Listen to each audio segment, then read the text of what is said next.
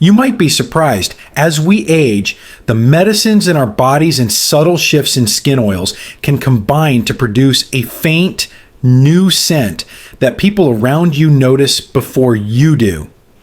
In this short video, I'll explain the exact biology behind that change, the 3 tiny places most people skip when they wash, and the single 60-second habit that usually makes the biggest difference.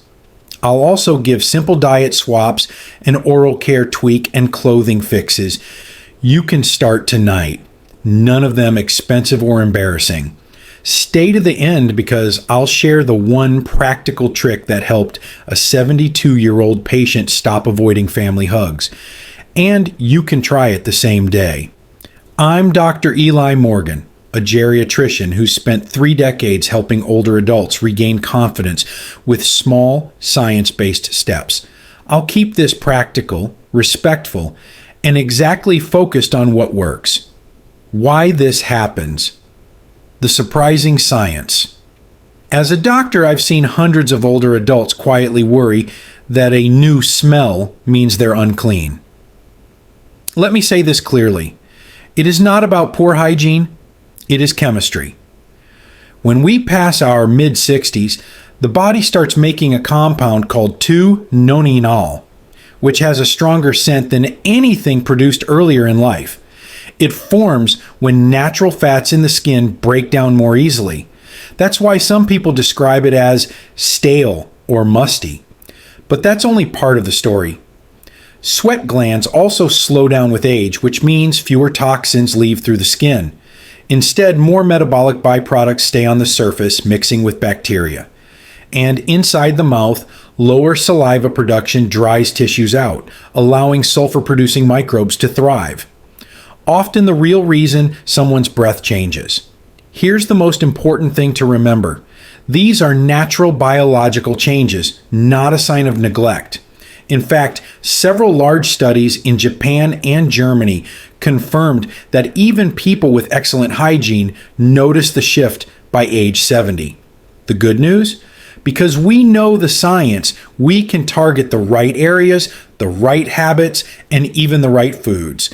And that's exactly what we're going to do step by step. The 3 body areas you're probably missing. Most people think that showering more often is the solution.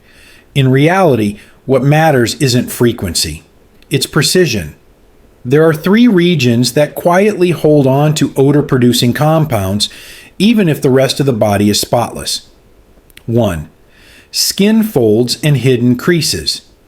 Areas like the back of the neck, under the breasts, around the groin, or even deep inside the navel can trap sweat and oils.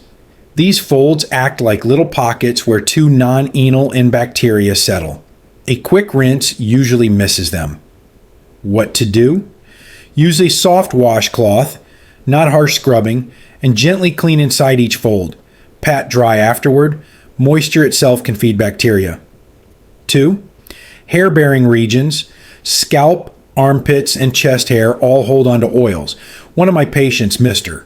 Alvarez, told me he washed daily but never massaged his scalp. When he started taking 30 seconds each morning to rub his fingertips across his scalp with mild shampoo, his daughter noticed the difference within a week. What to do? Lather longer and pay attention to the roots of hair, not just a quick pass of soap. 3. High sweat zones. Feet, toes, and palms have the highest density of sweat glands. Even as overall sweat production drops, these zones keep producing. Shoes especially create a closed environment that magnifies odor. What to do? Exfoliate your feet once or twice a week, rotate between at least 2 pairs of shoes, and dry carefully between toes. Each of these regions produces compounds that linger in fabric as well. Shirts, pillowcases, and socks all record what the skin leaves behind. That's why someone can shower and still notice a faint smell the next morning. It's reabsorbed from what they wore or slept on. Here's the encouraging part. When people clean these 3 target areas with intention, odor usually improves within days, not weeks. Precision beats repetition. And if you're wondering how to make this process even easier, the next section reveals 3 simple daily habits that quietly change everything about how you smell and feel. 3 simple daily habits that transform how you smell and feel. The most powerful changes are often the simplest. You don't need new soaps or expensive products. Just a few small routines that reset how your body works every single day. Habit 1. Start your morning with warm water. Not coffee. Water. 1 glass before breakfast and 1 glass before bed helps your body flush compounds that would otherwise exit through skin and breath. I had a patient named Rose, 69, who thought this was too simple to matter. 2 weeks after committing to it, she noticed her mouth no longer felt cottony in the mornings. Habit 2. Move under natural light. A light walk outdoors in gentle morning or late afternoon sun regulates hormones and circulation.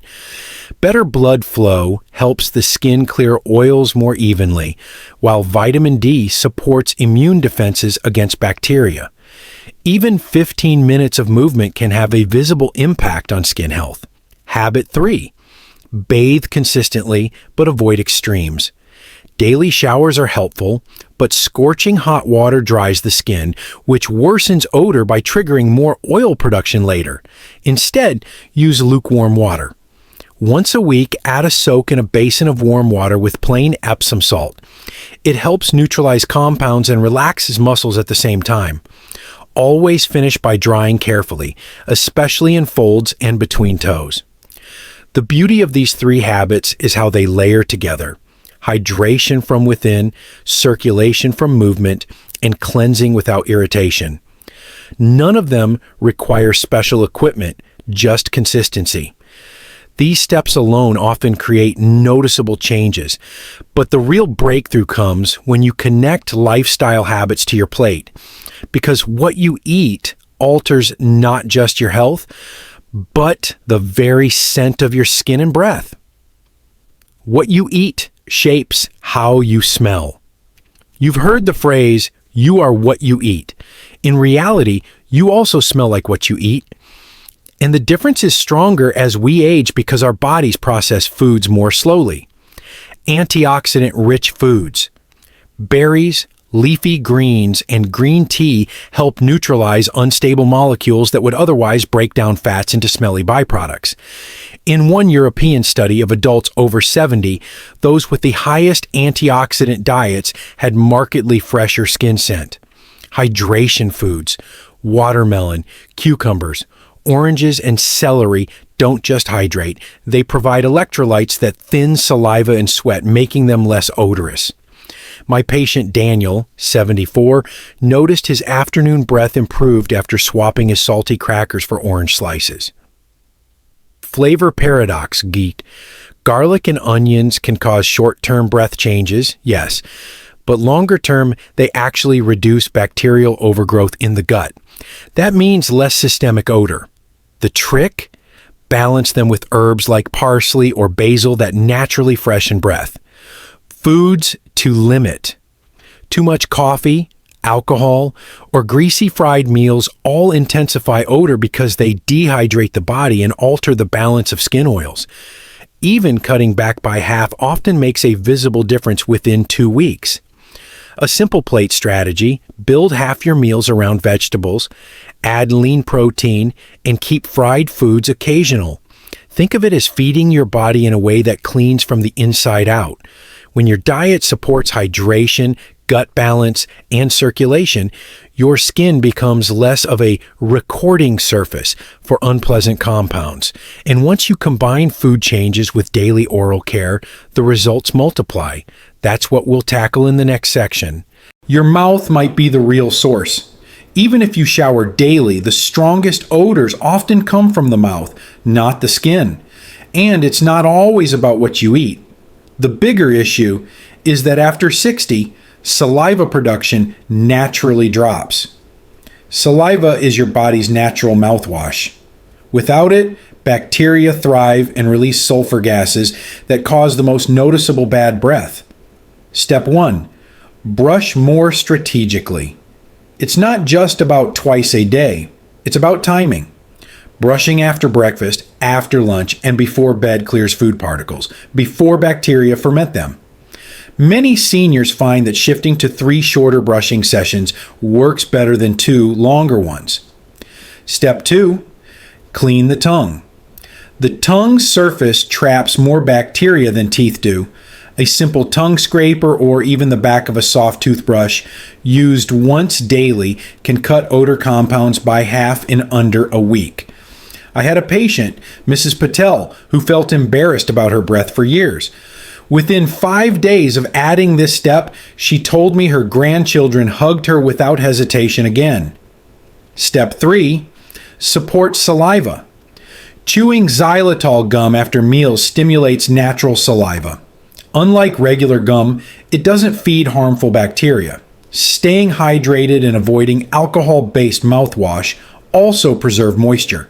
A quick rinse with plain water after meals makes a noticeable difference too. Bonus tip, if you wear dentures, soak them overnight and brush them gently each morning. Studies show dentures can harbor the same sulfur-producing bacteria as natural teeth if not cleaned daily. Here's the encouraging news. People usually notice improvements in under a week. And when you add oral care to body care and diet, you're already solving 80% of the problem. The final piece is your environment. The clothes and fabrics that hold onto scents longer than you might realize.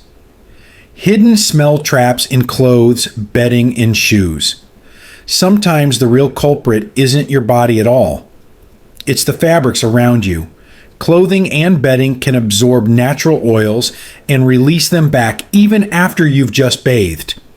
Clothing basics. Underwear and socks should always be changed daily, ideally using breathable cotton.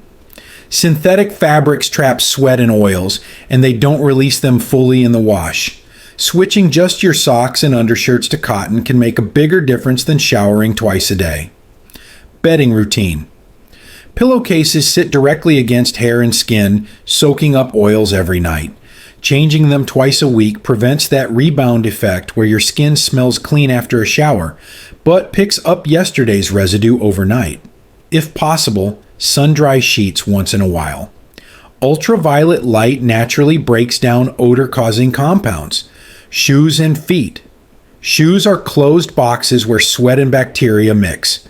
Rotating pairs, sprinkling a little baking soda inside, and airing them in sunlight extends their freshness. For those with limited mobility, a removable insole that can be washed every few days is a game changer. The air itself. Stale indoor air can amplify faint body odors. Opening windows for just 10 minutes in the morning and evening reduces this background layer. Think of it as ventilation hygiene, just as important as laundry. One of my patients, Harold, age 76, swore nothing worked until he started rotating 2 sets of shoes and changing pillowcases midweek. His wife told me, "It's like someone opened a window inside the house." By paying attention to these overlooked traps, you prevent odors from lingering in your environment. Combined with body, diet, and oral care, this is what closes the loop. Now, let's end with the bigger picture. Why none of this is about shame. It's about dignity and staying close to the people you love. Closing, from shame to confidence. Here's what I want you to remember. Changes in body scent with age are natural biology, not a reflection of your cleanliness or character. You are not dirty. You are human. But with a few focused habits, cleaning hidden folds, hydrating daily, walking in the sun, eating antioxidant-rich foods, caring for your mouth, and refreshing fabrics, you can reduce or even erase what once felt unavoidable. Small steps stack up. I think of my patient Elena, 71, who used to avoid church gatherings because she worried others noticed her scent. After a month of applying these changes, she told me, "I feel like myself again, and I hug people without thinking twice." That's the real reward. Freedom to connect without hesitation. You deserve that same dignity. You deserve to feel comfortable in your own skin and confident in every embrace. If this video helped you, please like it, share it, and subscribe so you don't miss the next guide in this series. And in the comments, tell me which tip you'll try first, and your story may inspire someone else. I'm Dr. Eli Morgan, and I'll see you in the next video, where we'll explore another simple science-backed way to make your later years healthier and happier.